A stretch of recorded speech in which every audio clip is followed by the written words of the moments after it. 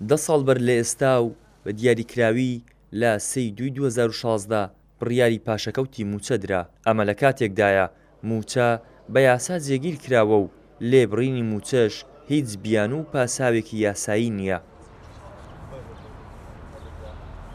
مامۆستایەکی زانکۆ دەڵێت لە هیچ وڵاتێکی دواکەوتوو هەژاریش شتی وا نەبووە موچە لە کەسێک ببردرێت کە دەوام و کاری خۆی دەکات.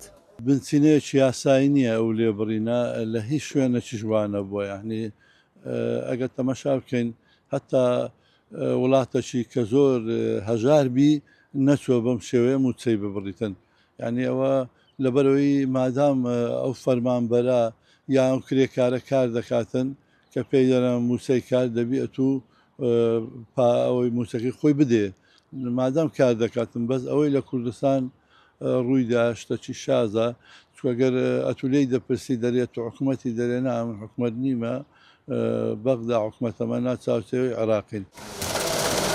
قەیرانی دروستکراوی دارایی و خواردنی موچە لە 10 ساڵی ڕابردوودا دۆخێکی هێناوەتە ئاراوە، ڕەنگە هیچ فەرمانبەرێک ئومێدی بە ئایندەی خۆی و گەڕانەوەی موچە خوراوەکانی نەبێت.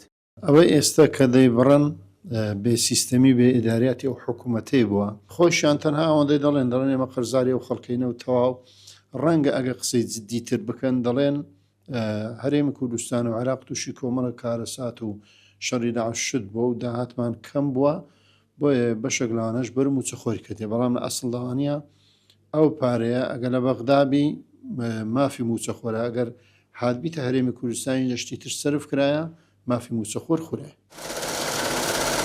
بڕیاری هەڵگرتنی لێبڕینی موچە لە 8 ساڵی 2019 درا، بەڵام سەرەڕای هەڵگرتنی بڕیاری پاشەکەوت هیچ کاریگەریەکی نەکردە سەر باشبوونی دۆخی موچە و هیچ ناوێک لەو چەندین موچەیە نەنراوە کە لە لای دەسەڵاتە و بە موچەخۆرانی نەداوە. تەنانەت حکوومەتی ماوە بەسەرچوو ئامادە نییە پارەی خزمەتگوزاری و قەرزەکانی خۆیشی کە لە لای هاوڵاتیانە لە موچە خوراوەکانیان دابشکێنێت.